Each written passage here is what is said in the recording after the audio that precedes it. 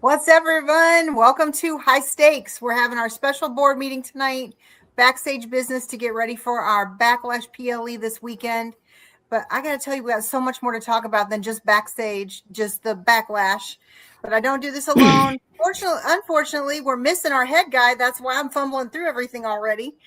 Villain is, he's got another job, whatever. I mean, he said he had business to tend to, but whatever. He's lying. He's having a pina colada somewhere by a pool. I think we're just gonna believe that's where he is.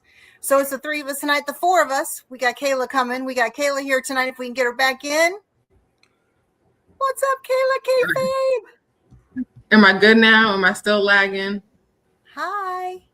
Kind of, sort of. We'll work with you. Oh God, StreamYard don't want me to be great. I don't know. We know you're great. Well, welcome, Kayla. We're so glad you're here for our prediction show. But we also have Sirius here.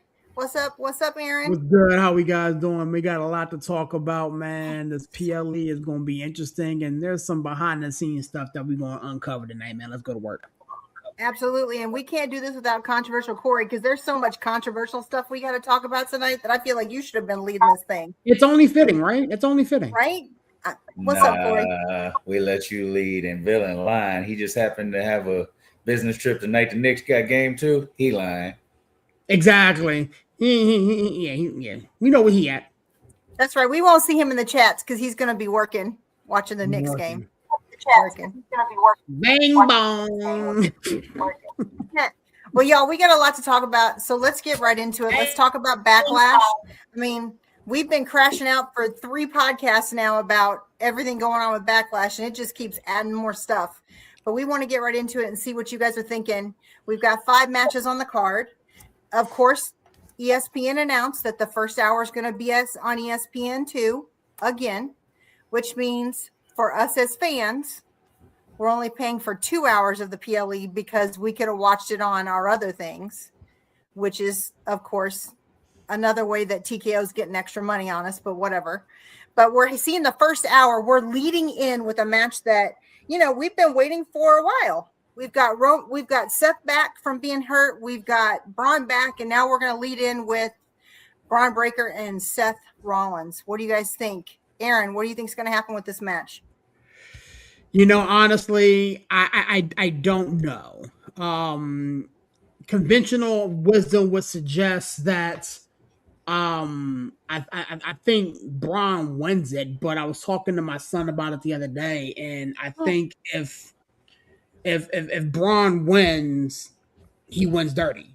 And so could this be the spot where Bronson Reed returns to interfere and help out there and kind of set this whole Vision versus Seth Rollins plan in motion? I can make a case for Seth Rollins winning this matchup. If you listen to how the promos have been going, and Seth is talking about them needing him, and Seth is talking about Braun not being ready, and all the different things that kind of poke at a man's ego, if you will. So if Seth Rollins were to emerge victorious here, that kind of drives the needle into Braun Breaker. Well, maybe I did need Seth, and maybe I'm not ready, and all the different things that we kind of copied from this whole Fatu Roman Reigns nonsense, and we can kind of paste that on to the Seth Rollins Braun Breaker shenanigans, if you will. I think Braun Breaker wins. I think Braun Breaker wins dirty. I think this is the return, if you will, of Bronson Reed to immerse himself back into this whole song and dance, and they do this dance all the way through the summer. So I think Braun Breaker actually wins it here. Okay, Corey, what you got? Thinking about what Sirius is saying, what's your controversial take on this match? Because I know this is something you've been cooking on for a long time. I know you are all about Braun. Like, he's ready. So how's this go for him? I like Braun, but Monday night made me feel like Seth's going to win because they don't tease Roman and Seth for no reason. And they opened the show with that tease. And Sirius, I'm ready. You brought up a name. You brought up Bronson Reed. I'm really going to piss you off right now. As per usual. Bronson Reed's apparently one of the challengers during this title reign, right? So you're not getting Oba anytime soon. Oh, I have a controversial take on that might make you both mad. So you keep going, Corey, and then I'll talk about it. You're not getting Oba anytime soon because Bronson Reed's on that list of challengers that's supposed to have a program with Roman. I think Seth wins, like I said, simply because I think Seth and Roman is at SummerSlam. You got to pay it off eventually, and you ain't got but so much time to do it. It's not going to be a Mania because you got Oba sitting there, or Dwayne if he does decide he wants to stick his nose back in. So I got Seth winning, but I don't think this is a one-off. I think they'll do this all the way because you got Clash in Paris at the end of this month too. Yes, so there's two PLEs this month. So I think they'll go throughout this month and they'll wrap it up at Clash in Paris. Or Night of Champions. I forgot about that one coming up next month. Hold on. We're crashing out already. Let's go. Let me get this straight.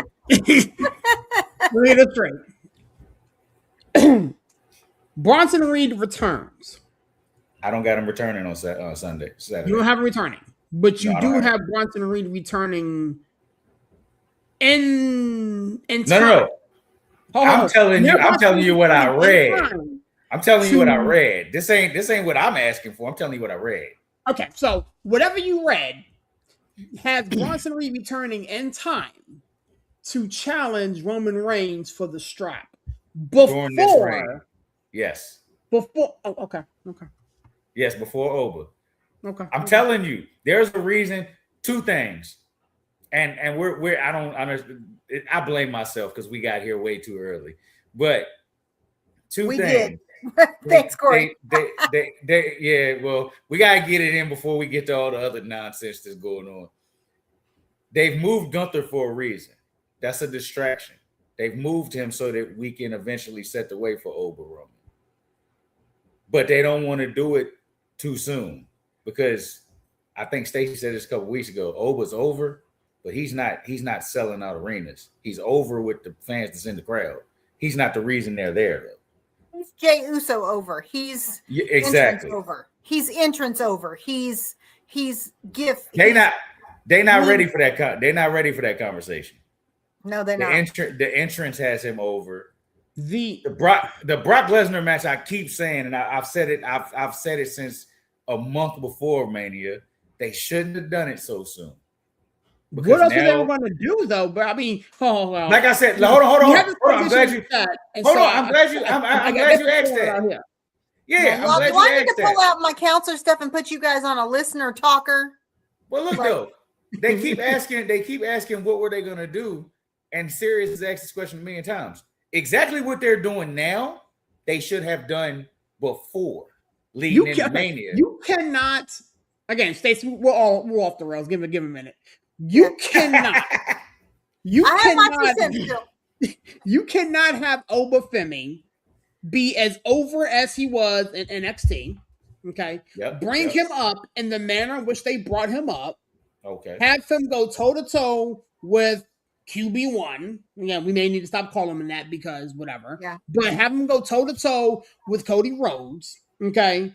And then do open challenges to feed him to the knuckleheads on Raw and SmackDown, and then pitch him to Brock Lesnar. No matter what you did with Oba Femi, we were all going to lead to Brock Lesnar. Period. And you should have led to that at SummerSlam because you did it too early. And now what you're saying you can't do with Oba is literally what they're doing with Oba. So if you're gonna do it, it is.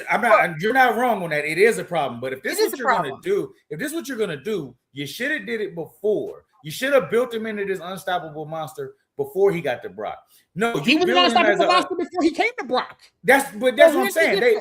But here's the difference about it is that I think I read that only 25% of wrestling fans watch NXT. So you had 75% of the main crowd that didn't know who he was till he came to us. So had they not done such a quick, significant build, you guys would have known, you and Villain, and the 25% of the wrestling audience, the, whatever. But the other 75% didn't know who he was, right? They saw him come in on a Rumble and they're like, oh gosh, he's a big guy. Wow. And he had a great entrance, right? But they didn't know what he was capable of until they started. And you guys know, because we saw him here in Memphis in a dark match, and it was literally a squash match. It was somebody local, huge guy here locally from the indie network. They brought him in to wrestle him, and it was 30 seconds. So they started building him in dark matches before they put him on mainstream. So they had every intention of making him big quick. But, my question to both of you is, and this is the problem, what would they have done differently with him had they put the belt, if they put the belt on him? That he goes into Roman and say Backlash, he was the Backlash main event guy, and they put the belt on him. They still have the same problem whether he has the strap or not. And Who's then, next? And then we turn on him. And that's the problem. Yep. And then it's like, he's Jade. He doesn't defend the title. You can't put him in. First of all, the fact that Brock is gone, which now after Monday, I don't think Brock is gone. But now that Brock is gone, it's Roman's job to get these guys over, because that's what Brock was doing. He was getting these guys over. You need Roman to get as many over as possible before he gets to Oba. And to be fair, Oba's not as over as he was going into Mania. That's died a little bit. I'm not saying it's died completely. Oba was red hot going into Mania. Oba's just hot right now. Because they're feeding him knuckles. We sat here on Monday Night Raw and watched him fight Tozawa and Otis. Yeah. No, you're not wrong. But what me and Stacey is trying to get at is, if you put the belt on him, it's worse. It's going to be worse, because you have nothing for him. He'd still be fighting the same people he's fighting now, because they'd have nobody for him to fight. Because here's the thing, and we talked about this probably 6 weeks ago. One of the core problems we're having is because we have so many old wrestlers. We have so many old guys that are like the legends, right? They're currently working legends. We said the average age for a WWE blue or red brand male fighter is 42 right now. 42.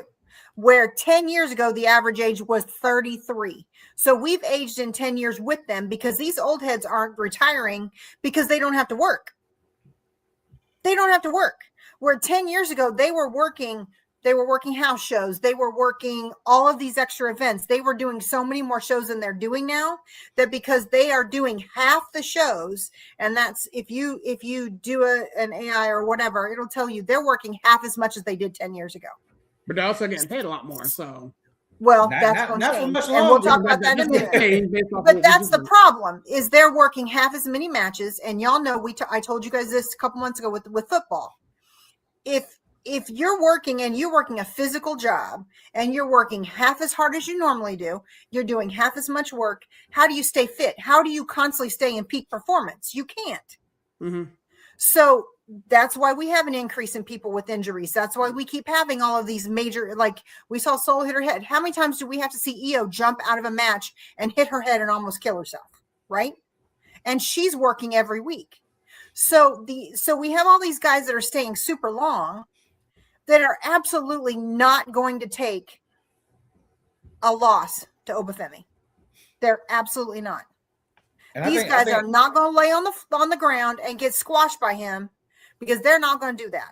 So if you've got all the main eventers that are not going to lose to him, whether he has a strap on or not, who's he going to fight? All the guys he's fighting now, because Cody Rhodes is not going to take a clean loss. Randy Orton's not going to take a clean loss. Let's go down the list. Let's make any number of anybody that's considered main event. They're not going to lose to him right now. They're just not. So then who does he fight?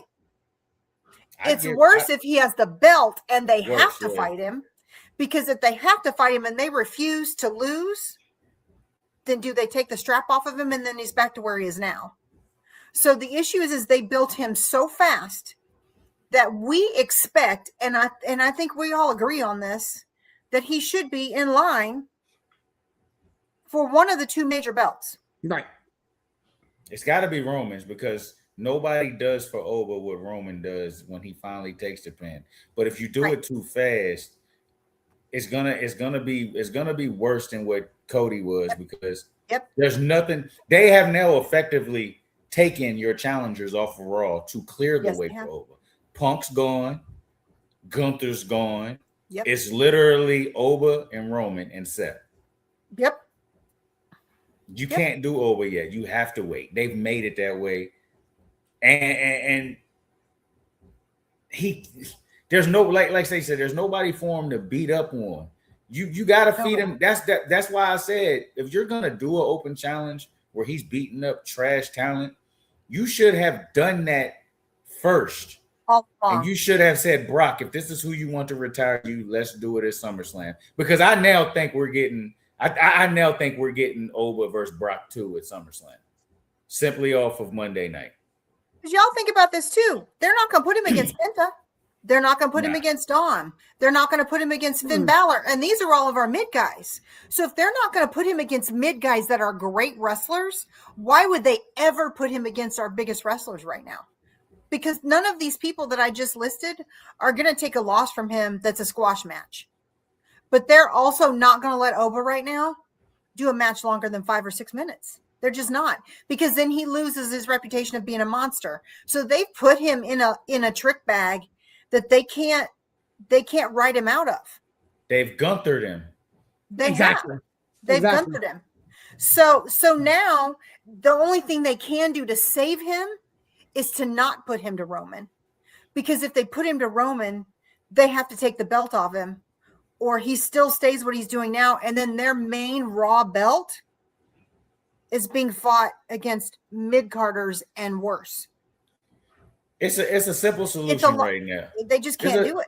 It's a simple solution. First of all, I'd give him Drew. I'd give him Drew simply because there's somewhat of a history there. Yes. But after he's done with Drew, and I'd give him Drew at say SummerSlam. I'd let because Drew, I don't care who you are, Drew can take you through a feud for a couple months just off talking. Mm-hmm. If Brock doesn't come back, I'd give him Drew through SummerSlam. And then for the rest of the year, I'd make him take out the bloodline. No. I have an alternate solution. Oh, look who decided to pop in. Look at him sipping his pina colada by the pool. He is listening. The Knicks losing. That's why he's watching. That's why he's watching us now. I have a theory. Go ahead. I think, Aaron, you're not wrong. I don't know if it'll be this weekend. But a beef that would make sense for them, that would be solid for a while as a distractor for both, because Seth is previously busy. Why not Oba versus Bronson Reed? Yeah, I can believe that. But if Bronson Reed pops up, doesn't that make Seth a little more busy? No, well, but it'd be okay though, because you've got Vision stuff and Bloodline stuff. But if Seth is previously busy with Braun Breaker, which will cook through SummerSlam, and Braun Breaker is Bronson's partner, Breaker be like, no, you need to step back. I got to handle him.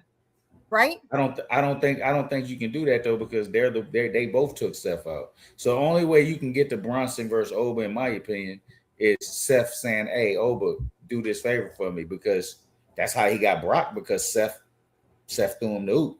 That's how he got the Brock match. You know how they do that? Bronson come back and said, there was already a monster here. There's only one sheriff in this town. Okay, well then, same thing. In an open match. Same thing with Drew. You could just pop Drew up and say, "Hey, of course, I'm tired of y'all jumping the line." The thing is, so if we get Drew, let's say, let me wax poetic with you. Let's say we get Drew, okay? We already got Gunther moving over to blue, so we just do a swap. Yeah, you got to do a swap. You have to, because you got to have some sort of a strong, angry heel on the blue brand. Gunther can't just pop up on SmackDown and Raw against nobody. Right.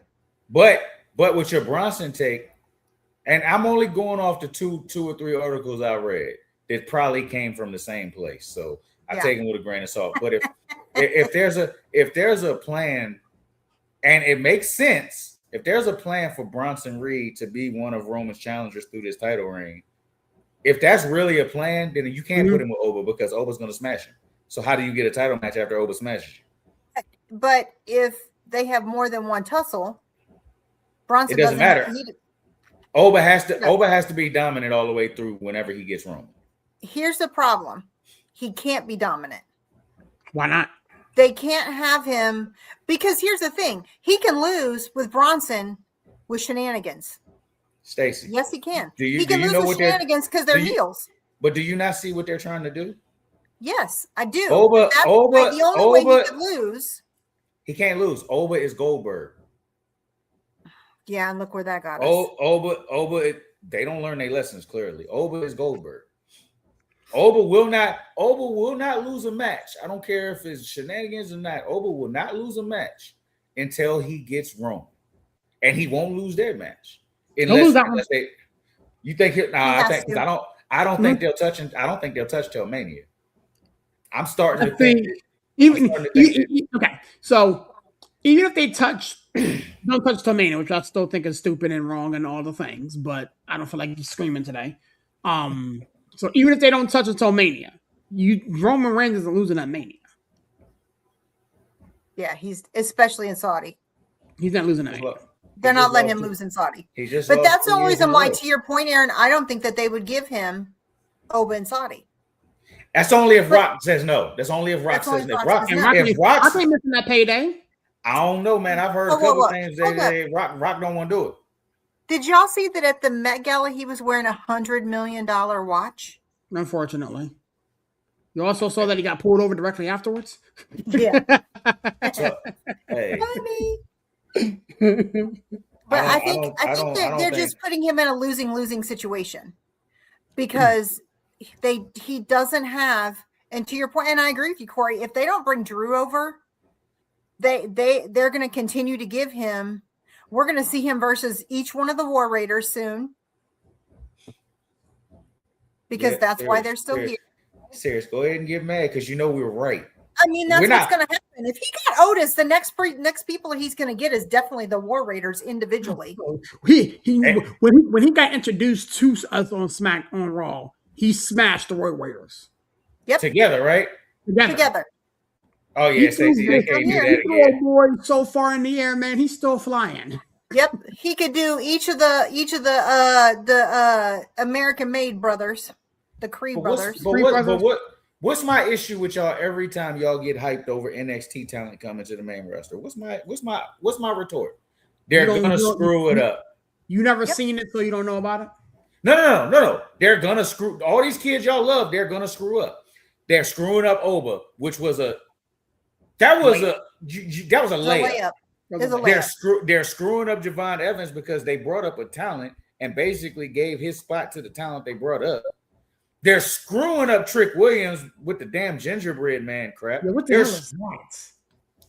They don't know what they're doing. I feel like when you bring up NXT talent, you need to bring Shawn Michaels with them. Stop. Well, again, call me biased. What they're doing with Soul right now, I'm with. Throw it with Becky. Yeah. Why are you with it though? Because it's with Becky. You got to put them with a goat for it to work. Yeah. Well, like Rhea and JC Jane, it makes sense. She's with Rhea. The women know how to do this. The women are making the right choices. But I think that's because I've learned my lesson by saying somebody's can't miss with Oba because they're cooling him off. I thought JC Jane was can't miss, and I still think that, but I'm a whole judgment because every time I say it, they miss. Yeah. I mean, that's a great segue since you talked about the gingerbread man. The other match that's going to be live on hour 1 is Trick Sammy.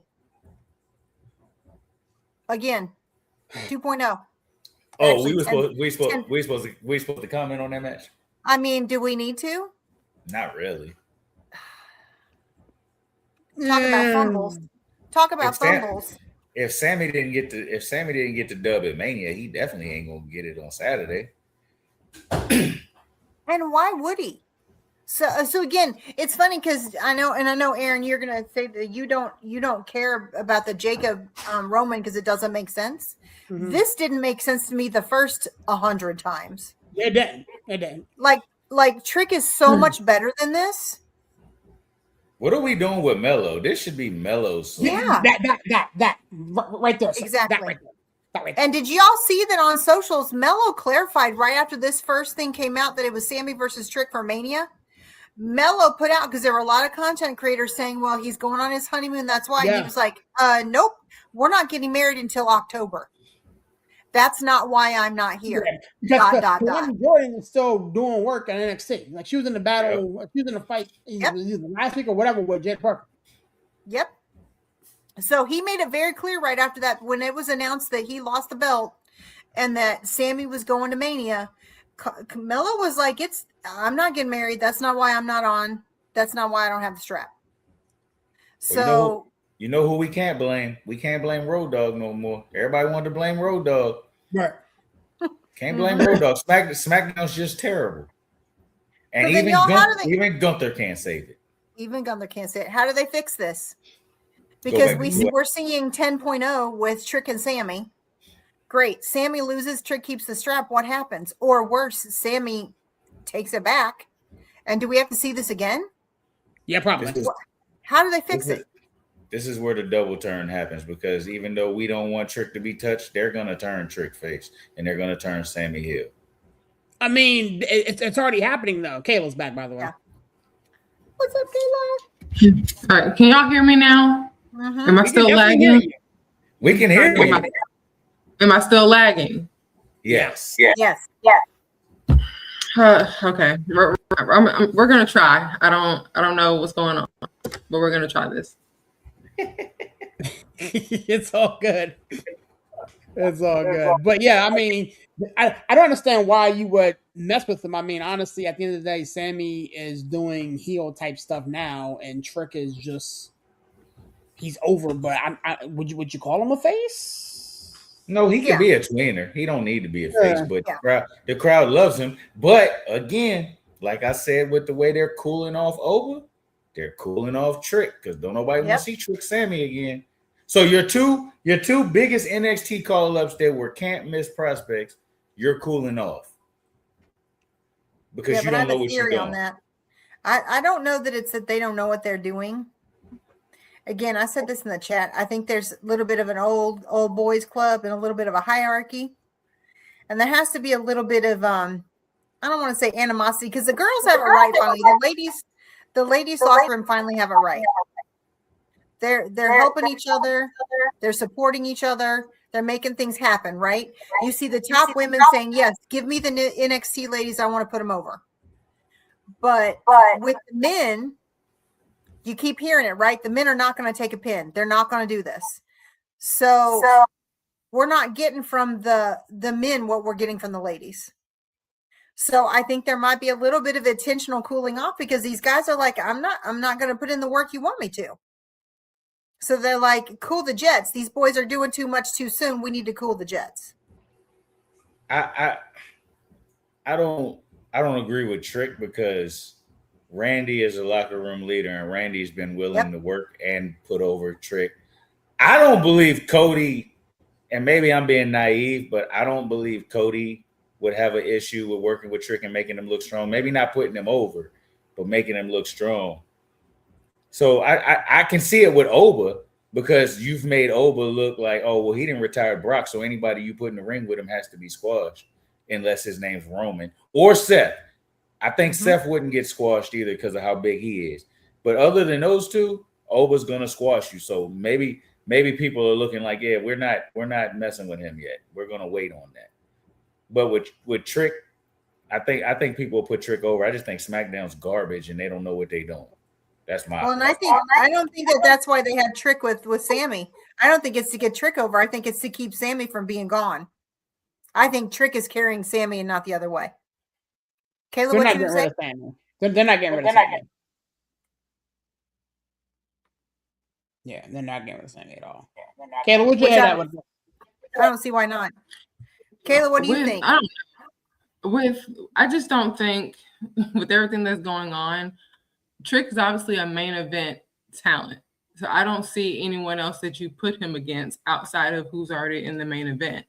But I don't see them taking that belt off of Cody right now either. And especially not going to take it off of Cody and put it on Trick right now.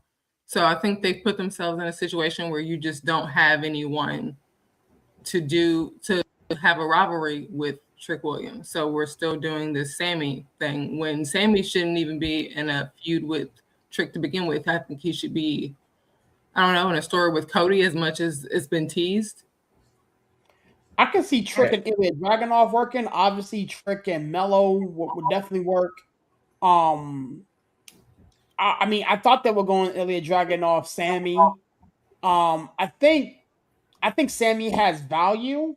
I just don't think this pairing works at all. I'm not buying the story that they're trying to tell. I'm not buying it at all. And so I think to save Trick, you dust off of Oldie but Goodie, Mello. It works. We've seen it at NXT. Now, sometimes it doesn't translate to the main roster, but we already know that these two got chemistry. You know, this is the big leagues now, so let's see if you can make that joint work. But this whole Sammy thing is dead, and then you throw in the gingerbread man, and what are we doing? Like, what the Bruce Pritchard probably sitting in the back thinking that's funny, but with Trick, you got Mello, you got Dragunov, you got enough talent for Trick to have a solid reign through the rest of the year to build him up some more. As far as Sammy has value in two places: the Bloodline or Kevin Owens. And Kevin ain't here. Yep. So as long as you keep him separated from the Bloodline, don't nobody care. And at this point, I don't think Sammy could even work in the Bloodline at this point. So, and as far as the title with Cody, Gunther's taking that. That's pretty much done deal. So Cody's gonna drop the title, but it's gonna be the Gunther. I can see that. That's done. I mean, I don't like it because I'm a Cody crybaby, but I can say it. Wow, yeah. We got that recorded, right? You got that recorded, right? Oh, don't get it twisted. If Cody loses, Cody Hogan won't lose it for too long. He'll get it back. But Gunther's definitely there. Gunther's definitely there for a reason. Punk will be back eventually, unless him and AJ just decide they don't want to come back. So you got stuff for Cody to do. So Trick's got to stay with the mid card, but you got enough mid carders for it to work without Sammy. Sammy don't need to be there. Sammy never needed to be there. That's the crazy part about SmackDown. I like the switch. Sammy and LA Knight, I like the switch. I just hate what they've done with both Sammy and LA Knight since they switched. I think the crazy thing is you just named some amazing wrestlers that are on SmackDown, yet SmackDown is still trash. So that's a booking problem. I mean, we've got some of the best mid-card wrestlers. And I think it's good on both sides. We've got JD, we've got Dom, we've got Finn. We've got great wrestlers on Raw, but we're not leveraging our talent from both sides. But is it a booking problem on SmackDown, or is it a talent problem? Because JD gets fed crap, and when JD goes out there, JD balls.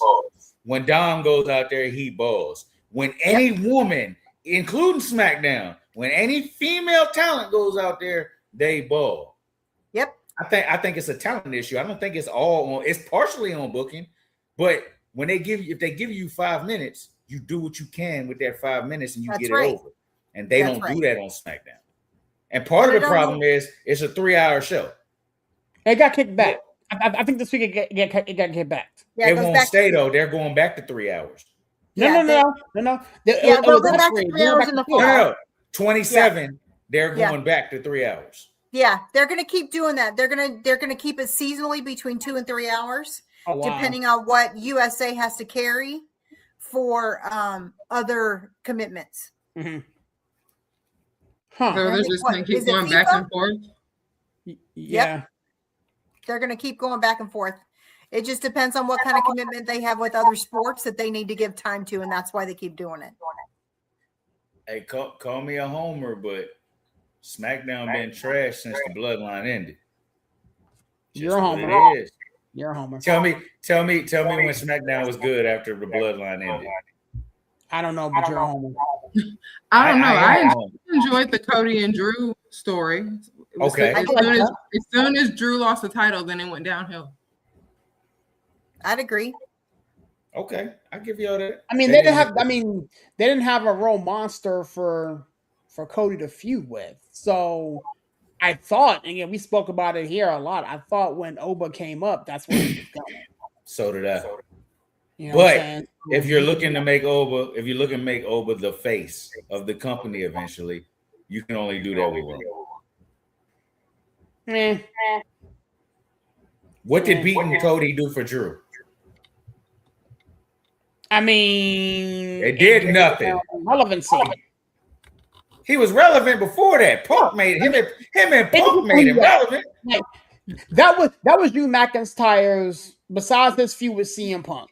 That was Drew McIntyre's first real taste of the spotlight, really, messing around with Cody. Right.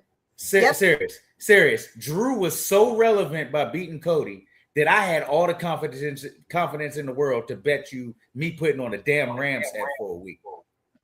That's because you knew that you felt as though they was gonna flip it back to him right before Mania, and they did. And I'm still angry at that. I want to talk about that because Drew wasn't relevant off beating Cody because Cody did nothing for Drew.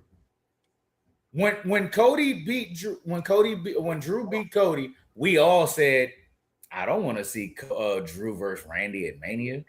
We all universally said it. I didn't want to say it, but I thought that's where they were going because they're so stupid. Yeah. So, but when Cody won the title at 40, what did it do for Cody? Made Cody a superstar, right? Cody was already a superstar before then, though, bro. Like hell no. How many times have you said the chase is more important than the destination? How many times have you said that? The chase is more important, but winning, but finishing the story, that picture of on Randy Orton and them shoulders in the ring at 40, is what made him QB1. Yeah, but even with bad booking, he carried that. I mean, he was still the number one merch guy for almost an entire year after 40. Because who'd you have? Of course he was the number one merch guy. Who'd you have? We still had Roman. No, we didn't. We had our Punk. We had OTC stuff. We had all kinds Cena stuff. Casino was still around. Yeah. When Cena was on that retirement tour, I don't care what y'all looking at. You can't tell me that Cody was outselling Cena. Oh hell no! No, until that happened, he was the number one. And I'll tell you, even during Cena, Jay was outselling Cena for a portion of that too. Look what happened when Jay got a title. Yep. And he crashed and burned. Yep. Just like Oba will if y'all rush it on him. Because ain't nobody there for Oba. All right. If you put the title on Oba and say SummerSlam at Survivor Series, we're gonna watch Oba versus Otis for the championship. I'm going to crash all the way. I ain't gonna hold you. Oba's built to win that title at a Mania. Yeah, he's got to win it at a pillar. It's got to be Mania. But if they don't do it next year, he can't wait another year. But if Saudi don't want him at Mania, then you put it on him at Survivor Series because Rock and Roman don't need a strap. That's right. He wins it off of Roman though, because what if it's somebody else? Nobody's beating Roman except for Oba. And if somebody does beat Roman, like say Jacob, which would not shock me, I don't think Jacob's going to win. Well, I mean, based off of this whole TKO nonsense, it's very possible now. Well, apparently Roman clarified that today. Apparently Roman's one of the ones they didn't ask because talent. They said the article said talent at his level they did not bother. So I'm thinking him and Cody was safe. So if he loses, it's because and even if he wins, this to me is not a one-off. Him and Jacob's gonna fight again at Clash in Paris because this feud needed more time than 2-3 weeks. So no matter what happens Saturday, it's gonna continue for the end of the month. So they got to figure out what they want to do with Oba because they're messing him up right now. Well, and they put Roman as of yesterday morning, put him back on the European tour. They re-released it, and Roman as of yesterday because Roman actually retweeted it last night, that he is listed officially back on all of the dates in May, including Clash in Turin and potentially the Saudi in Clash in Night of Champions. But Roman retweeted it yesterday. Yeah, I seen that, but that doesn't clarify the June dates. They said they took him off for all of June. Yeah, he's off all June because he's not going to be in Saudi. But he is on the European tour all the way through. Yeah. He's listed because we're looking at going to Raw in Paris, and he's listed, and he tweeted part of that yesterday that he is included in the Raw in Paris. That's the last date that it looks like he's scheduled to be in England, which is the following week, because you have Paris on the 8th, and then the following week or 2 weeks from that. Before Evening of Champions, Night of Champions, there's a Raw in England, and he's scheduled to be there too. Yeah, so everybody panics for no reason about he's just not going to be here. If the man takes off too, okay, but he tweeted he wasn't going to be on those, right. And then he tweeted back he is. So he fed into that, and I think that no matter what TKO says, I think they were trying to mess with his contract. And he was like, absolutely not, because you don't want this smoke. I pull and leave myself and go anywhere. I can go the very next Wednesday to AEW, and you can't say anything. Because if I'm gone, I'm gone. Yep. And I think they were like, well, okay, you're right. You can't afford to lose Roman. You can't afford to lose Cody. And right now, unless you keep messing him up, you can't afford to lose Oba. Everybody else on this roster, expendable. They can't afford to lose on the men's side. On the men's side, yeah. You can't afford to lose Rhea. You can't afford to lose Becky. I'll throw Seth in there on the men's side too. You can't afford to lose Liv. Anybody else on that? Sol Ruka right now, she's not big enough, but eventually she'll be one that you can't afford to lose. But those three women, you can't afford to lose. But everybody else outside of those 4 men and those 3 women is expendable. Yeah. So y'all, that's the first hour that's on ESPN2, free for everybody that is paying for other things. So then it goes to those of us that are continuing to pay for the additional ESPN subscription. Then we have 3 more matches. We've got something that we thought we were going to see at Mania that we're getting at Backlash. Io versus Asuka. You know where I'm at. Kayla, what do you think? Honestly, after the release of Kyrie, not to say I'm not interested in the story, but they kind of took me out because it doesn't make any sense. If you were going to release her, at least do it after the story. I don't know, but I guess if I'm picking, when's the last time Asuka won a singles match? Especially considering how strong she was in NXT all those years. She went undefeated, and I feel like she came to the main roster and they just kind of didn't book her well. Yep. So I feel like she probably needs this win more than Io does. But I like Io as well. So if she won, I'm not complaining either way. I want them to give them enough time to put on a good match because they're the best wrestlers, 2 of the best wrestlers that you have on your roster. Mm-hmm. Agreed. You're so right. They'll be the best wrestlers on this card by far. Yeah. And they'll be the best match even if they only get 5 or 6 minutes.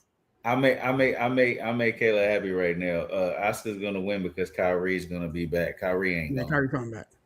Kyrie's gonna cost Io that match. Kyrie will be there. You think they're gonna pull an R-Truth?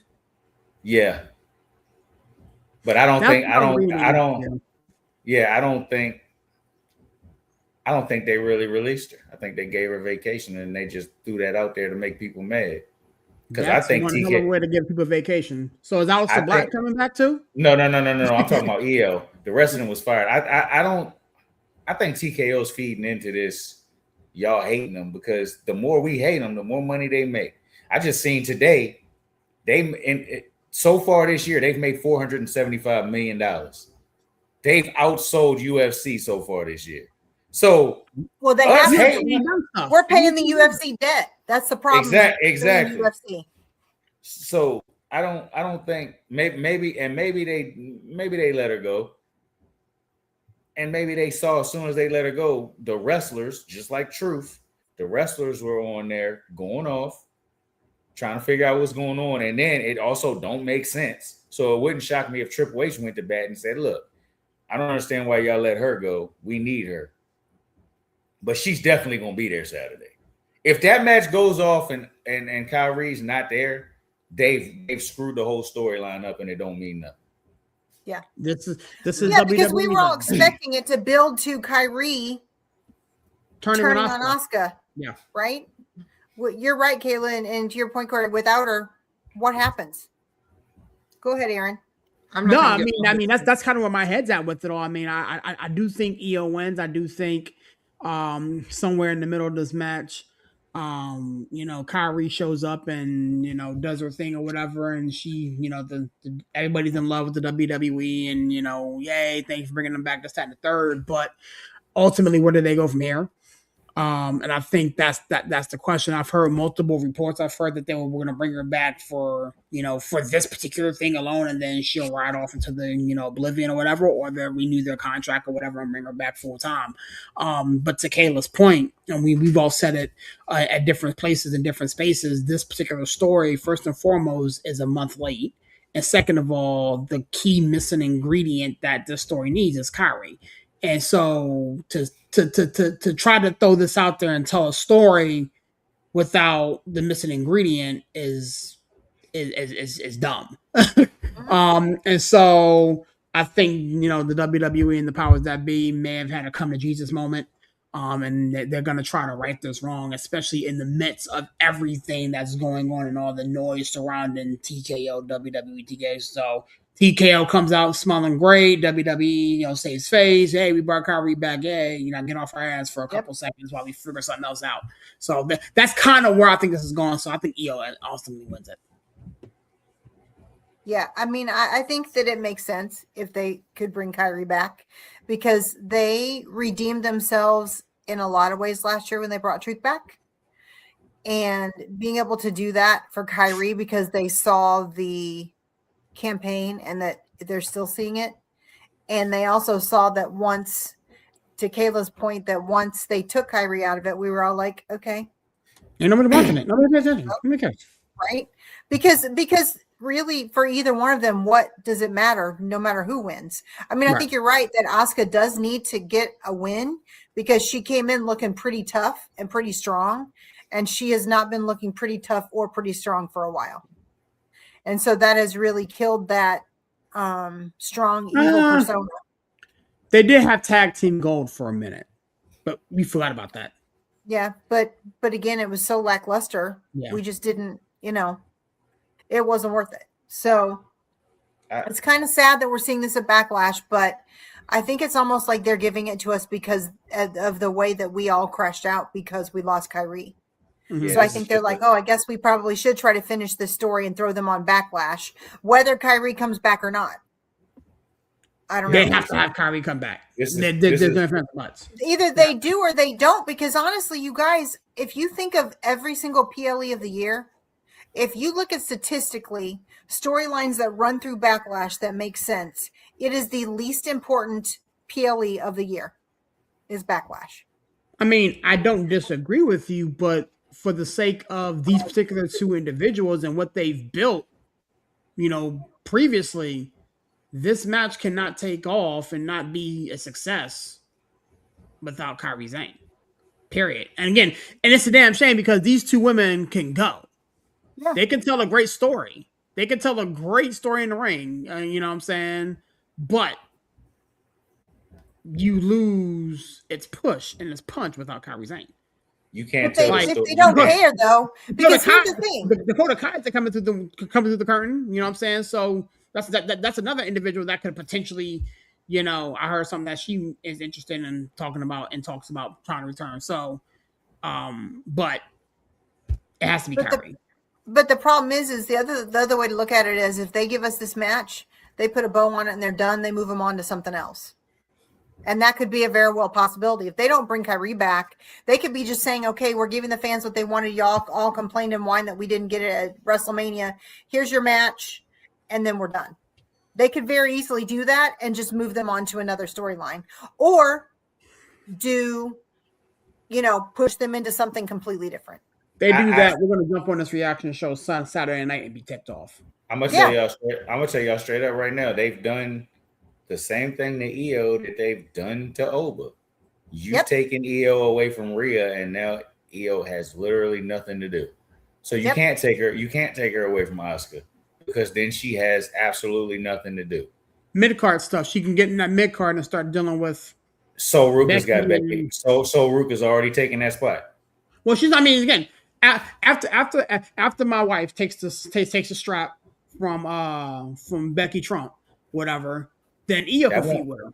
But that won't be till at least August. So what are you going to do with the biggest pay-per-view of the summer? What are you going to do with Io? Yeah, you've got time. You've got Night of Champions. If we're going to do Evolve again, you've got whatever's going on in July. You've got enough time that you could build her into just about anything. Or honestly, you guys, we're seeing it time and time again. They can put her on a break because they kind of don't need her. They've got Soul now. And Roxanne's back. Yeah. Right? But then, and if they think Stephanie Roxanne coming back, that up. You think Stephanie's coming back, they don't need her. I don't think it's going to be. We'll get there another day, but I don't think it's going to be Roxanne Liv. Excuse me. It's too obvious. I think it's going to be Raquel. Yeah, I think so too. I think Roxanne it's Raquel. No, Raquel Liv. No, Raquel Liv. I think so too. We can't go there yet. We got to finish this. We can't. Wait. Yeah, we'll get there. All right, hit the button, Aaron. Hit the button. Hit the button. Okay, you guys. So something that I'm personally looking forward to that I know Corey just can't wait for. Just tell me who the partner is. That's all I care about. Just tell me who the partner is. Because I don't know. That's the one thing about this show. I don't know who the partner is. Yeah, but have fun. Like, this is going to be a fun match. So, Aaron, what do you think? I don't even see. It could be anybody, honestly. Mm-hmm. My gut is telling me Mr. Iguana. It's not big enough. It doesn't have to be. It doesn't have to be big. This match is about nothing. No, but listen to what I'm saying. It's too much from people like me who not Danhausen fans. You have me interested in this match simply off of who the hell's the partner. If you bring out Mr. Iguana, who 95% of WWE fans don't know who that is, just a letdown. Just like him coming out the box. I don't like Danhausen simply for the reason of how he was introduced to me. It turned me off. I don't like it. Y'all gave me this crap and told me we was gonna get something big, and I got a damn vampire. Somebody else too, but this is hilarious. Travis told me the week before, so I was prepared. Yeah, but I want to know who the partner is. I could care less about the match. I just want to see. I'm hoping for Truth, but I know it won't be Truth because he's already a tag champ. Yeah. Kayla, who do you think it is? I have no idea. The only name that crossed my mind, and I don't think it's him, and I'm hoping that it's not, despite the fact that I do like him, is Jelly Roll. Okay. I saw that today. But I don't want to see that. We got enough of him and all the other celebrities in the WrestleMania main event. So I really have no idea. I don't think Jelly Roll will come back because Jelly Roll feels bad for even being in that main event. Yeah. So I don't think he'll do business with them for a while because people turn on him. Did y'all also see? Y'all see who the betting favorite is? Jelly Roll had to cancel a large portion of his tour with Post Malone because he wasn't putting in the work to promo it, and they had a loss of sales, and so they canceled half the tour because he was too busy PLEing and WrestleMania and all the things, and so he was not promoting their tour, and so they had to cancel shows. It's not. I know some people that used to be fans of Jelly Roll, and for other reasons other than the PLE, he's not selling what he used to. But that's what he said, that because he was not putting enough promo work in it for that, that's why they had to.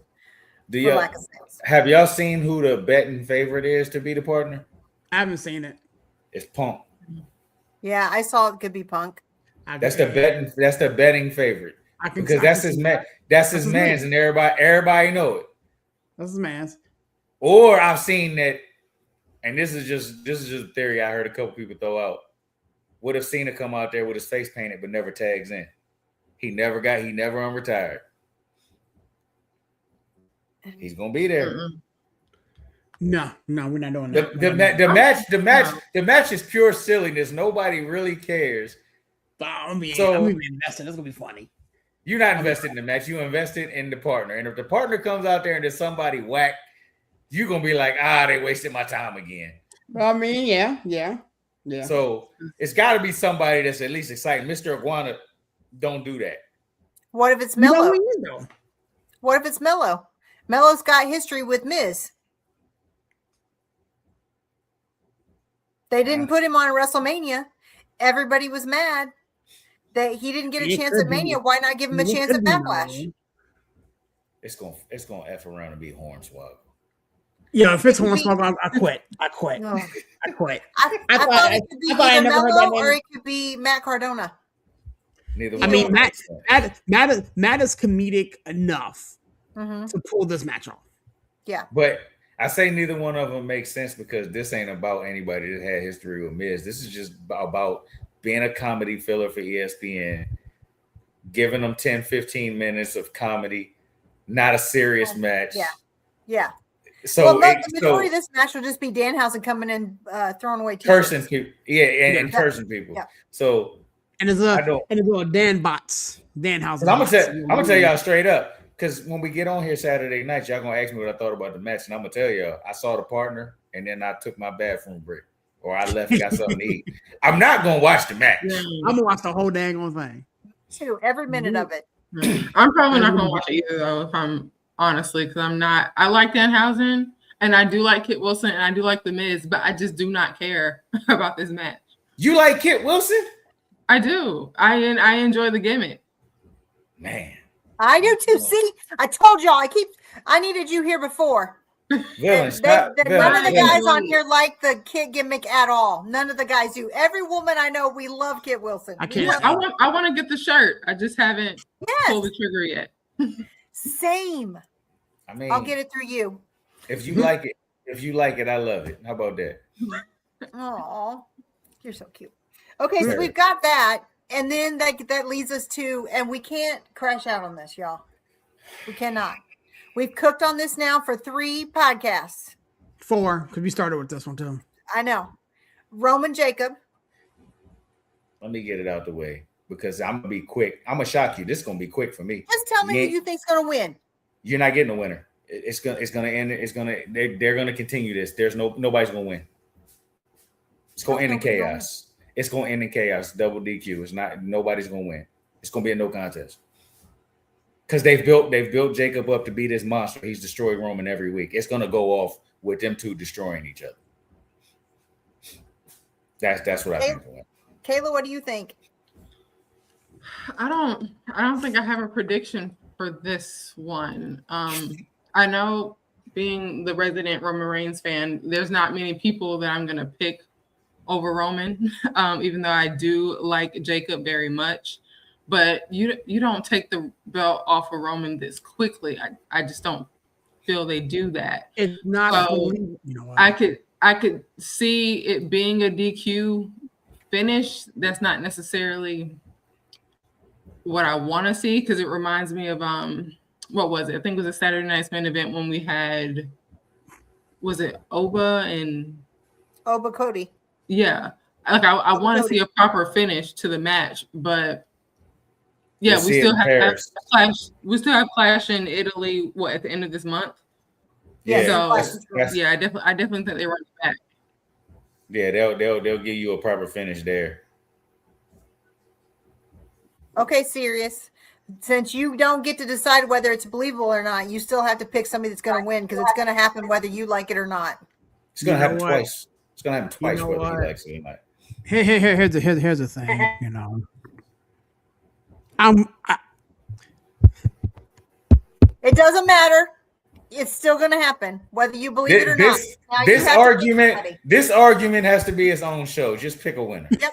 Well, and it's a moot point because regardless of whether you think it's believable or not, this Saturday night it's Roman versus Jacob. Here's the thing. I'm gonna ride with Corey. I don't think it's a winner. I think there's gonna be shenanigans. I think the Usos are gonna get involved. I think it's gonna be a problem. Yeah, that's what I'm saying. I think we get another Tongan, another Samoan to show up. Yep. You know what I'm saying? And it's gonna be a problem. So that's why I'm going with it. Yeah. I mean, I'll agree with all y'all. I don't think it's cut and dry on this one, honestly, because I think that they do have to build it more. They want this to last more than just right now.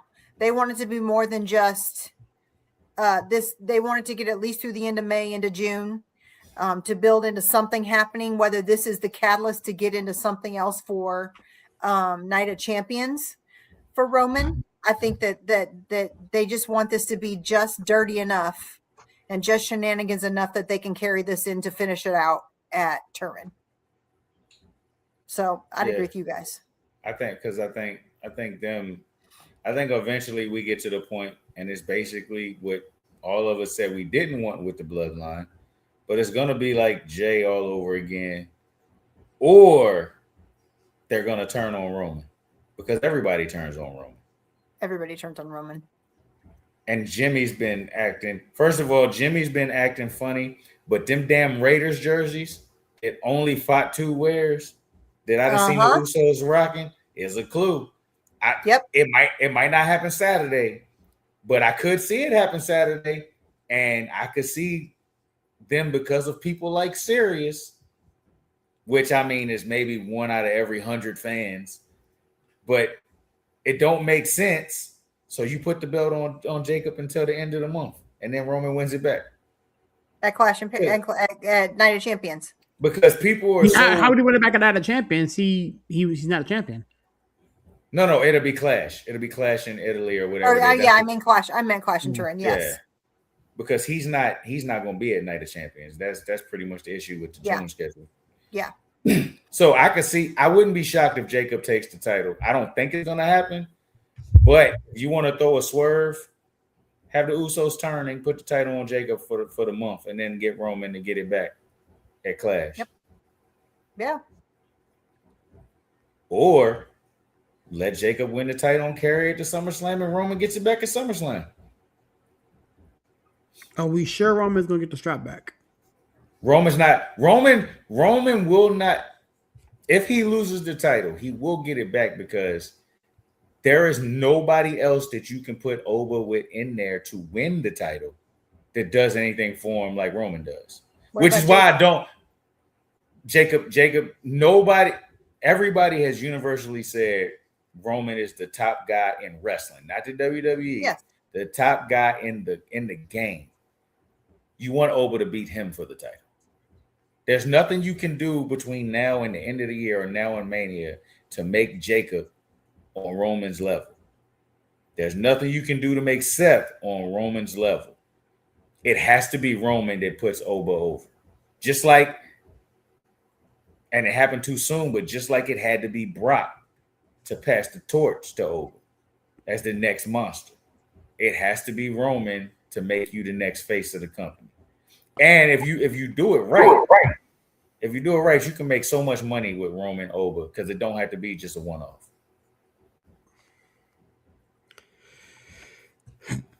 Okay, so y'all, we're gonna switch gears. We had a couple big things come out, right?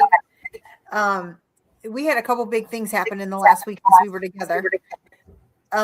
We saw the release of some stars and a little more information around it, right? We know that we lost the greatest tag team of all time, Corey, in the New Day. Thank God for the New Day. I can't argue with you on this topic because I'm pissed about it. Go ahead. Good. So now that you guys have seen a little more, that they went and asked him back, because we didn't know all the information this time last week, right? We didn't know that they actually went back to him and said, hey, we want to keep you, but you got to take a pay cut. Right? So what do you guys think about that? What do you guys think about how they are looking at that? And maybe that explains why there are some other stars that we haven't seen because they're in renegotiations. What do you think, Aaron?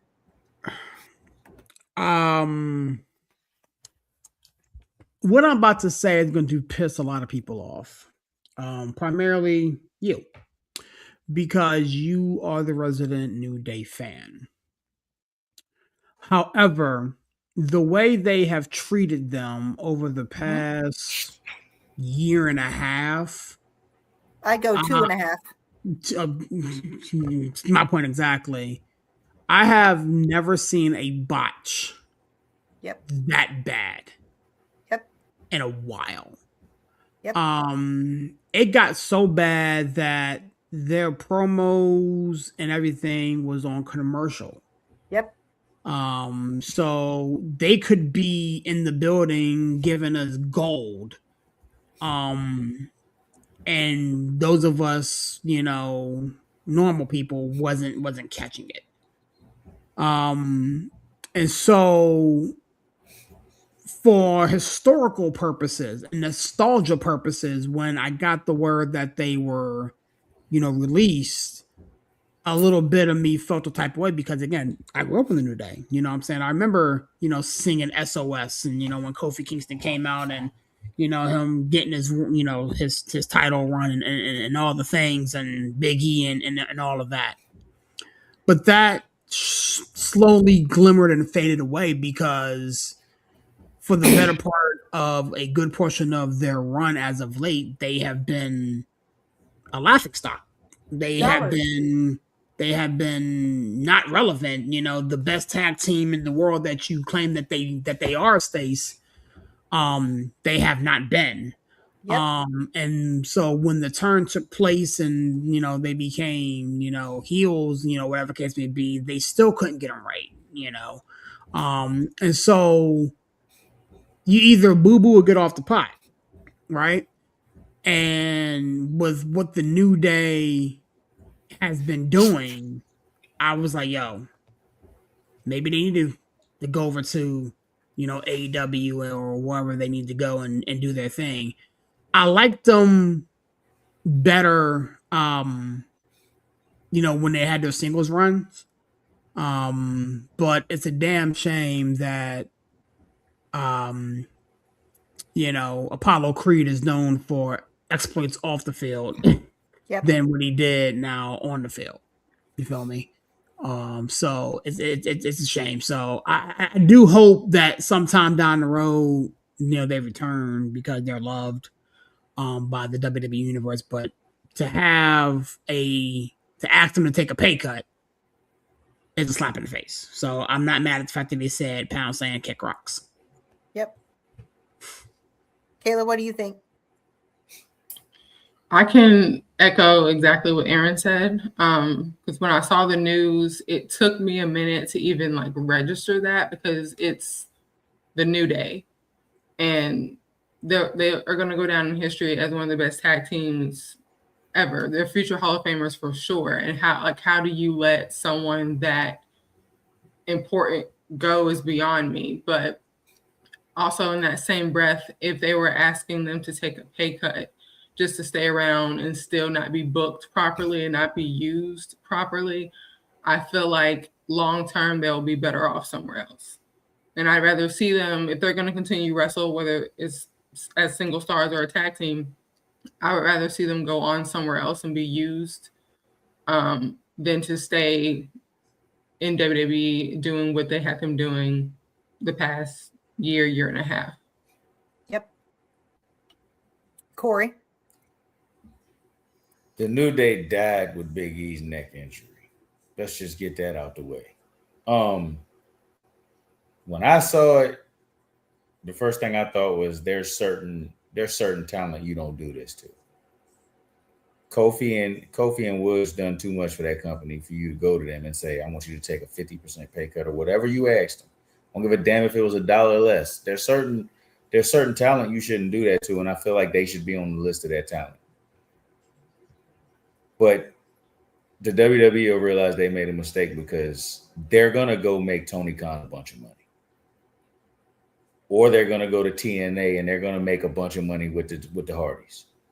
Mm-hmm. The New Day will be fine, but this is the problem with TKO. They don't have the connection that Vince would have had, or that Triple H has.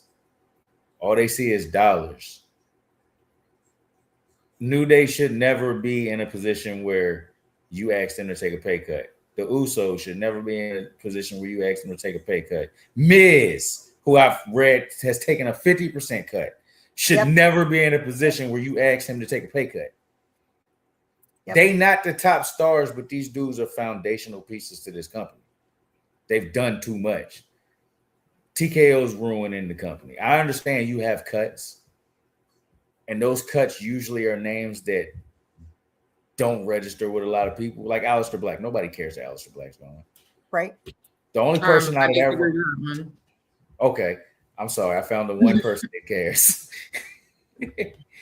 only person on that first round of cuts that people universally was pissed about was Io. I mean, not Io, Kairi Sane.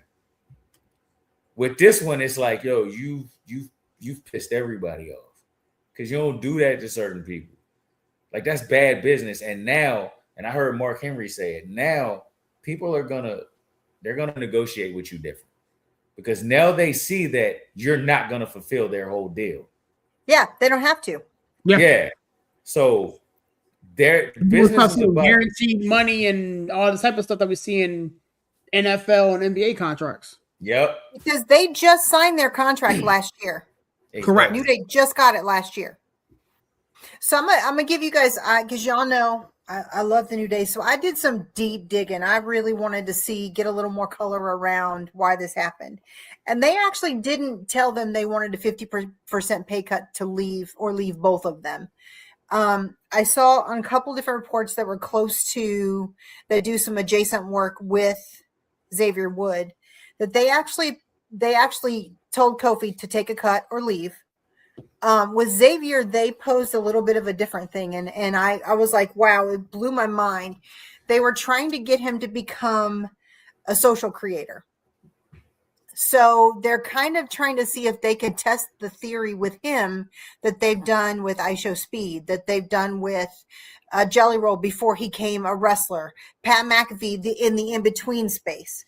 And what they wanted him to do is they wanted him to take a pay cut, but still stay on the payroll just to be a promo guy, a social content creator, to do all the things without actually being in the ring so that they could still pay him a portion of money. And I don't know if the cut was 50, but I know that from what I'm seeing, it wasn't the same as what they were offering Kofi.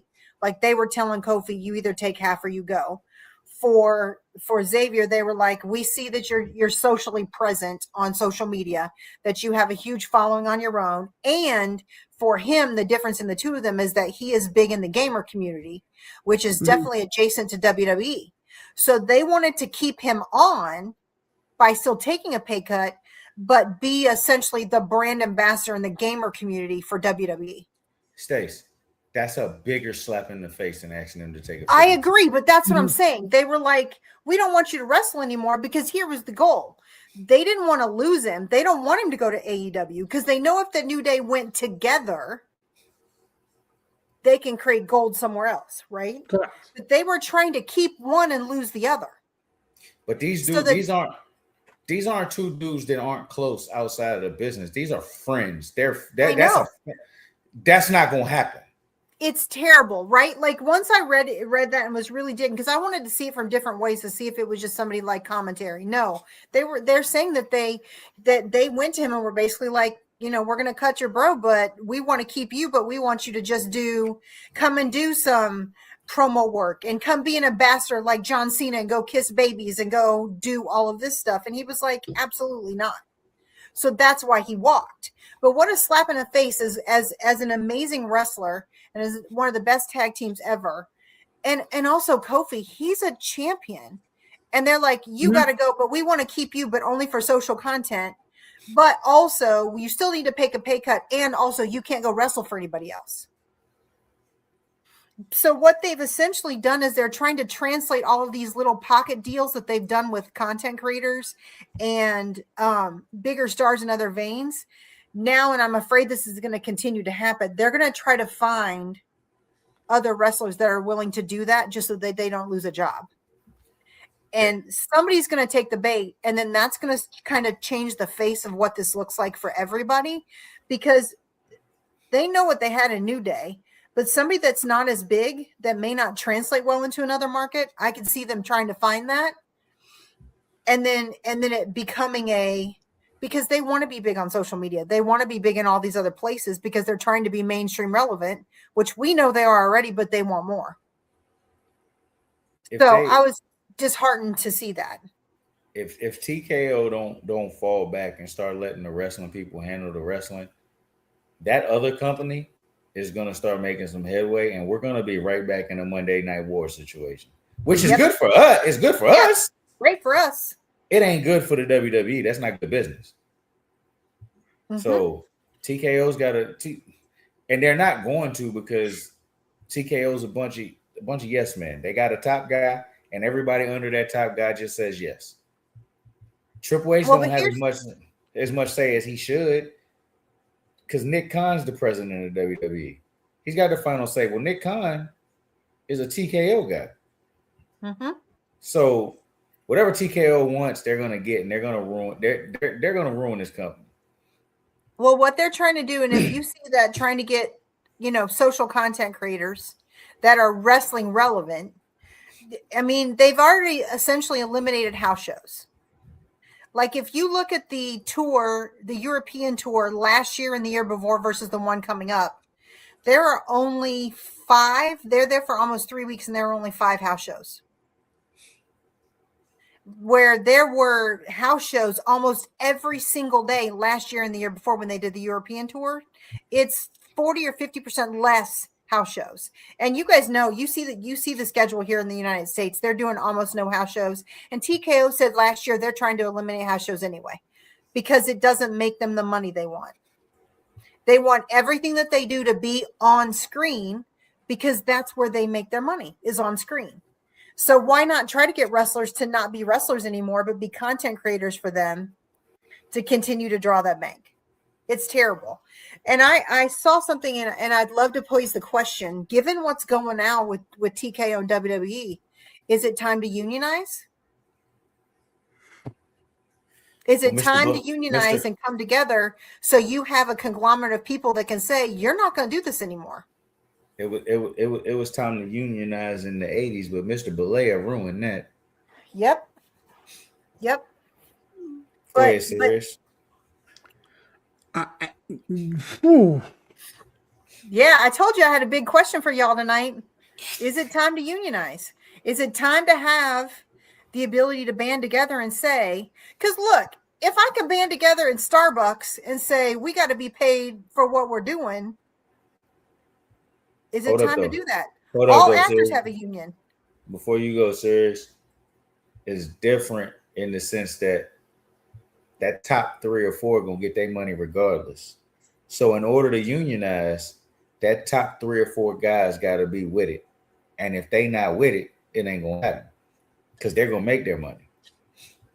Yeah, but I could see and I think from a legacy standpoint, Cody would be with it. Roman would be with it, because Roman's thinking about his people coming up, right? He's thinking about his next. Everybody knows I'm the biggest Roman fan there is, and I do believe all the family crap and all that. But do we honestly, are we talking about the characters of Cody and Roman, or are we talking about Joe and Cody? Are we sure? I think the two, when you start talking about unionizing or whatever, have to be one and the same, because you can't affect Roman and not touch Joe. Yep. Yeah. But what I'm saying is, we're saying that we think they would be down based off the characters we see on TV. We don't know these dudes. These dudes got big contracts. In order to have a union, that is a pay scale. When you unionize, that means it's going to make the pay fair. The scale is a lot different for Roman and Cody than it is for, say, Kit Wilson. Yeah. So you unionize. It would still be like that, because even in a union, you have higher paid people that are considered different levels of the structure of pay. And you can still have, because I know there are several unions that you still have people getting paid significantly for the role that they play. So that would still happen. Okay. And the deal comes in too. And I think of like the NIL, right? Their money happens in their endorsements. Yeah, but their money happens in their merch deals. Yeah, but in the NIL era, it's the top guys to get the money. Them second string guys don't get the money. Right. So it's the same thing. If you on TV, yeah, your contract will be nice, but if they unionize, more of them dudes gonna see no TV time. Because TKO, they'll let you have your union, but they'll start letting more people go. Yeah. Yeah, they're gonna do that anyway. But if you unionize, they really gonna do it. So why would I pay you to be off to the side? Why would I pay you when I can just give Roman and Cody a little more money and have them here more? Or when I can just get all the Samoans I want and give them all the money that they need, they gonna be here. You'll end up with the same 10 people, and that's it. And then a union at this point would effectively, in my opinion, end TKO in the WWE. Interesting. Kayla, what do you think? I just wish that someone who truly cared about professional wrestling was the one that owned the company. Yeah. That part. Yeah. Yeah. That would fix this entire issue. Yeah. Or somebody owned it that didn't own something else that's a money sucker. Because I don't think that all of this would be happening if UFC was profitable. But right now UFC isn't profitable. So we're paying for their mistakes. So they got to get more money out of us. Because if they don't get more money out of us, then the next thing that happens is UFC goes under. And they can't afford for UFC to go under. But look, y'all said, and y'all are 100% right. We wish there's somebody that loved professional wrestling own the company. Well, if TKO keeps this up, Tony Khan gonna own that company in a couple years. It just is what it is. He got a few money, and he's a wrestling fan. Yep. So we could end up there one day because they're not gonna stop. Vince McMahon all over again. Well, Vince is trying to buy it back. He's trying to get his friends in Saudi to help him buy it back. Our UFC guys say UFC is not going under. Then give me a match. Put on some matches, bro. Get in the octagon. Do something. Yeah, stop taking all WWE's money to pay your debt. Do something. Because that's what we're seeing in their reports. When they put out their reports on the quarterly, UFC has not been making a profit for a while. And so WWE is compensating for that. You know, and then so we talk about that, and this is a great segue for us to go into the last thing I want to talk about tonight is, you know, it is a money thing. And we've seen quite a few content creators in the last few days that have lost all of their content. And we know because we've on Sirius and Villain, we see all the time, we'll put something up and it'll be like, okay, you can't play that because that music's copyrighted. We're like, oh, okay, let me fix it. But we're seeing content creators now losing their entire book where Meta is shutting down their entire page due to copyright using footage because of live reactions. So what do you guys think about that? I mean, we've got TKO that's saying you're not going to use our stuff anymore, but essentially we as fans and content creators, we're free PR for them. Mm-hmm. We're free. They're not paying us, right? We love it. So we do it for the love of the game. So what happens now, or how do we look at that as content creators and podcasters when we're seeing some big names getting regulated now? Yeah. What do you guys think? I mean, honestly, it makes us, you know, it gets us cause to pause. You feel me? Because, you know, it's not, I don't say it's not easy because, you know, it is easy, but, you know, to sit there and give reaction and create videos and, you know, do memes and things of that nature, like 3 or 4 of us here, you know, edit and do our own videos and things of that nature and post content about, you know, the WWE. Corey has submitted some stuff and his stuff gets out there as well. Same thing with Villain. And so we do that because we have a lot to talk about. You know what I'm saying? I can't count the amount of times that a content creator has been shown at a PLE, has been shown in WWE packages, and whatever the case may be. So you like the work that, this particular space creates, but then you want to get upset and get frustrated because we're using images or we're using intro, whatever the case may be. You're gonna take it and use it anyway. And so I took a marketing class. I took a marketing and digital design class, and they always said, free publicity is the greatest form of publicity. Yeah. You know what I'm saying? And so if you can flip your phone over and jump on Google Images and, download CapCut or Final Cut or whatever you use to edit, or iMovie or, whatever, and put something together and post it and get reaction and get the masses people talking about it and commenting and reposting and stitching and doing all the things that, the three of us do anyway, why would you put the kibosh on that? Right. Yeah.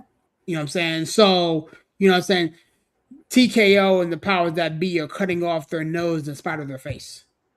You know what I'm saying? Yeah.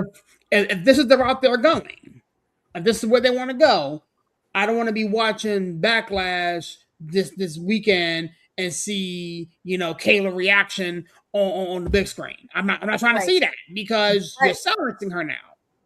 You feel me? You know what I'm saying? All the other Santi Zap and Wheezy Blonde and, all these other mad creators that do this, you know what I'm saying? And some of them make a living doing this. You know what I'm saying? I don't want to see another package with them in it. You know what I'm saying? I don't want to see another package with you, doing all this stuff. Like, again, it boggles my mind. Because, again, we sit here on this particular podcast and we cut stuff up and we do different things and we post it and we get reactions and this, that, and the third. And, because we love the damn thing. Yep. This is something that we're passionate about. You know what I'm saying? This is something that we care about. We don't have a microphone like Michael Cole. We don't have the ability to step up to a press conference, like a Paul Triple H Devek and talk his stuff and go or go on to the Cody Rhodes podcast. But we have our own little way of communicating and being a part of the WWE community. That's how we communicate. Yep. That's how we survive. You know what I'm saying? We take our time and buy into your product. We go to the stores, buy the merchandise, we do the filters and do all the things to buy into your product because we don't have $14 million to go to a WrestleMania. So we stream about it. We talk about it. Right. You know what I'm saying? And that's how we buy in. You know what I'm saying? We spend the $30 a month and get dumb matches on the PLE because you want to push the other stuff to this other platform. We don't care because we're all in. We're invested. Give us something. Let us have something. Because you're benefiting off of our work. Mm-hmm. The same thing that you're getting pissed off about is the same thing that you're doing. Right. I mean, let's not include the fact that, because main event mamas were in the reaction at the beginning of one of the Unreal episodes, and one of the things they said when I was on the show was we thought people would start following, right? Well, no, because they put the credits on at the very end, didn't say who was what. So you had no idea who you're watching. You just see people shocked, but you don't find out who it is because TKO doesn't want to give you the ability for people to follow you, but they want to use your likeness. So it's not a mutual relationship. Kayla, what do you think? Because you put in a lot of work. You do a lot of content, great content. Thank you. I think it is unfortunate, especially for those creators who are reactors and streamers. Mm-hmm. Personally, I don't consider myself a reactor. I'll do reaction content if it's like a big show or a PLE, and if I'm frankly in the mood to do it. But for you to strike someone's account and then turn around and still use the content to promote your show so you can make money off of it, but they can't, that's just, it goes back into their greed, essentially. Yeah. But I will say on the I guess on the flip side of it, from a marketing standpoint, it's just a reminder that it's important to not have all your eggs in one basket. You can't just be a reactor, and you can't just be a streamer. You got to have some other form of marketing that you do, I think, outside of that, especially in, I think it even goes back just to social media in general, because we don't own the platforms that we're on either. Right. So if those platforms shut down, then, I mean, your content's gone anyway. So it's kind of like a double-edged sword in some way. I hopefully it won't be something that goes on for too much longer, and they'll lift some of these bans that they've placed on accounts, because I mean, I watch reactors like Tony Wrestling. She's hilarious. I love her videos. Or Wrestling Truth. I love his, and Santi's app. So hopefully they will lift these bans at some point. But I don't know with TKO and everything that they're doing right now. I don't know what being a creator is going to really look like for most people going forward. I'd agree. Corey? I agree with Kayla when she said don't have all your eggs in one basket. There's a lot more stuff you can react to and stream about and all that. So TKO wants to play. They're playing a dangerous game because there's a lot of wrestling to react to, not WWE. Yep. There's a lot of other stuff to react to, and the minute these content creators stop reacting to you and start reacting to AEW or the independent scene or New Japan, it's only going to hurt you. At some point, your greed's going to catch up with you. That's as simple as that. At some point, it's going to catch up with you, and by that point, it'll be too late. So, hopefully, they come around. I don't think this will last that long, because, like you said, Sirius, they benefit from it. Right. The minute they stop benefiting from it, this will all go away. So. Hopefully they start lifting bans and they stop messing with people for doing what they love, because it's not really hurting you. It's not hurting you for somebody like us to make a video and use a picture of Cody Rhodes or a 10-second clip of something that you aired on TV that's going to be all over YouTube anyway. Right. It's not hurting you. So just you got to chill on all the greed, man, because it's hurting your product, in my opinion. Well, I agree with all y'all, and it kind of goes back to the same issue with what they try to do with Xavier Wood and New Day. You know, when you try to control 100% of your narrative, people don't want to hear what you have to say anymore.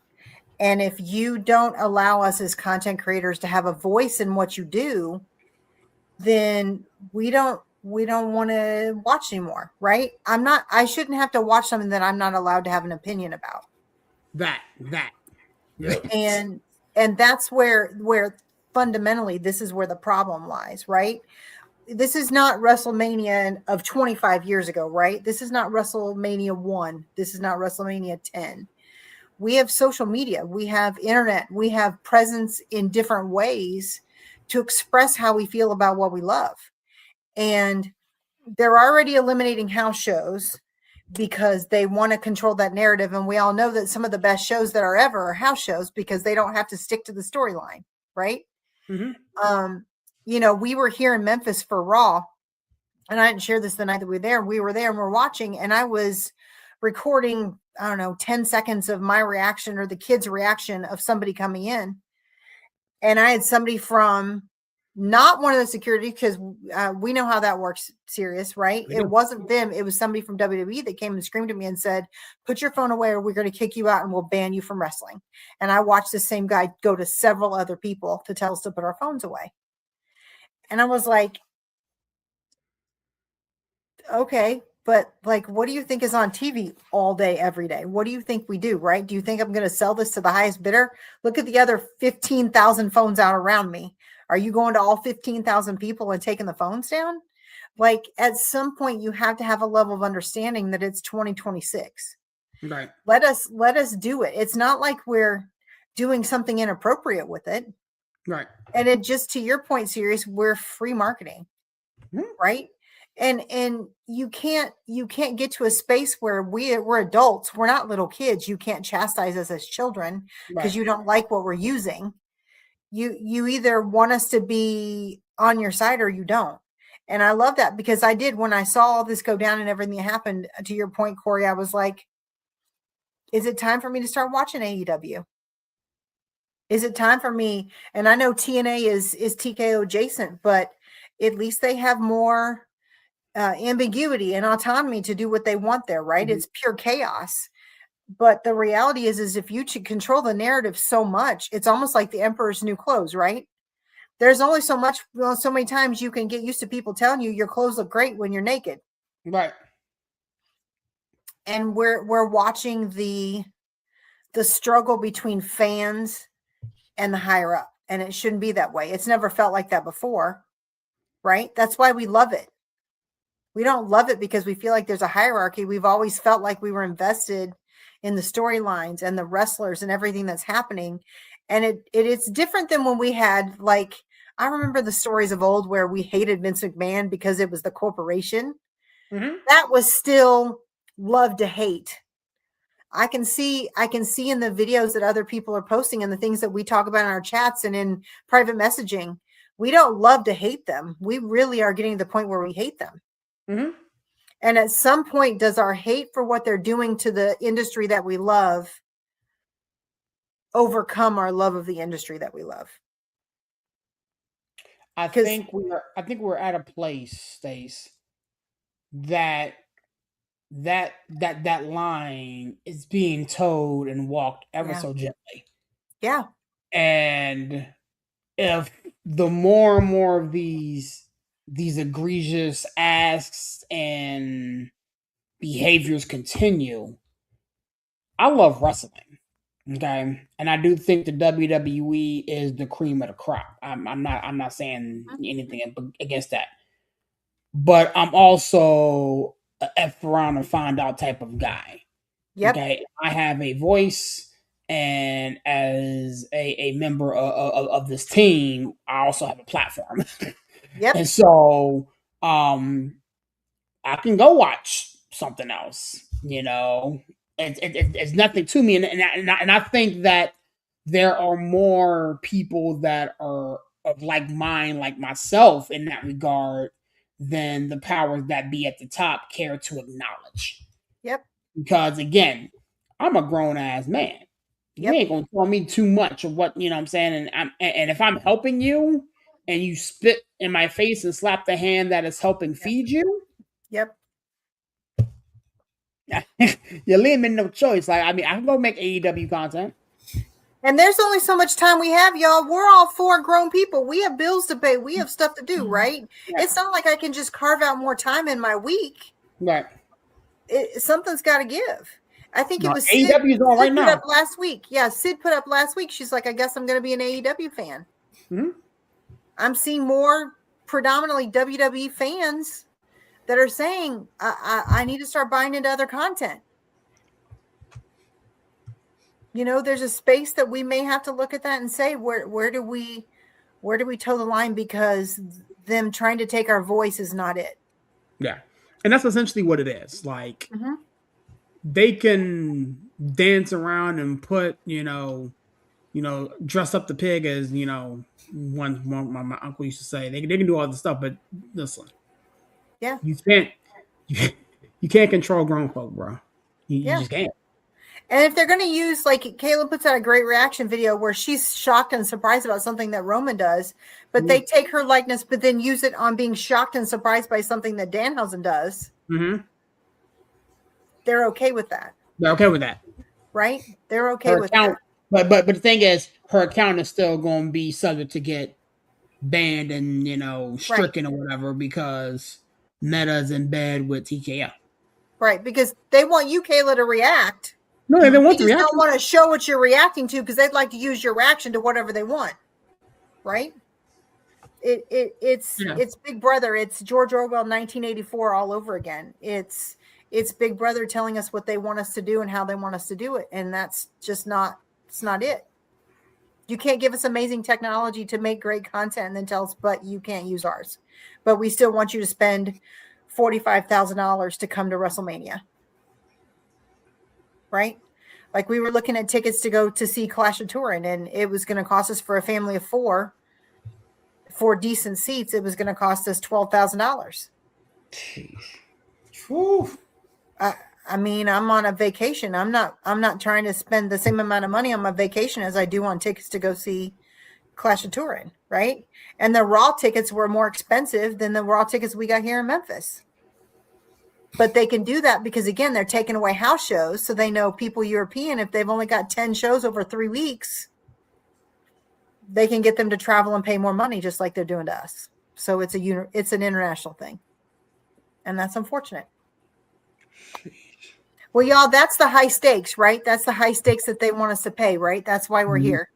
It's the high stakes of wrestling and the way it looks out everywhere, right? It's not just what happens on the blue brand and the red brand in NXT, but they want us to invest in socials on their restriction. And, those are the high stakes. Do they want us to stay or do they want us to go? It's going to be on them. That's right. But well, y'all. Again, Corey said it right, man. They playing the Fool's game, man. Yep. And we'll see when all of that happens, the high stakes that we're going to pay and the hard truths at the end. Who's still here and who isn't. Yeah. Well, y'all, thank you. It's been a great meeting coming together. We've got lots to talk about now. We covered some big stuff, and I think that this is going to be the beginning of a lot more, right? When it comes to creation and content, it's not just about what we see on the little screen, on the TV screen.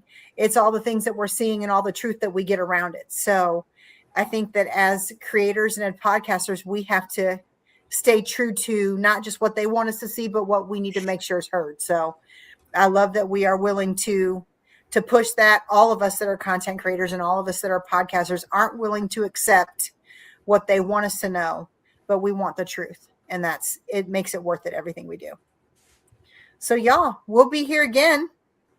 Thank y'all for coming. Kayla, you want to tag us out and tell us how to find you?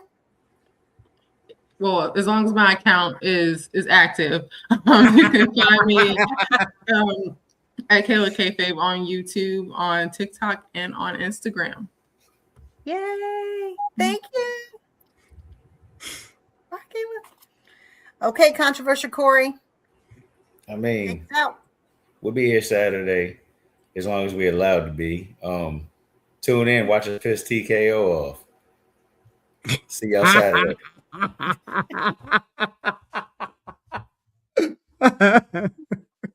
I mean, we love doing that, right?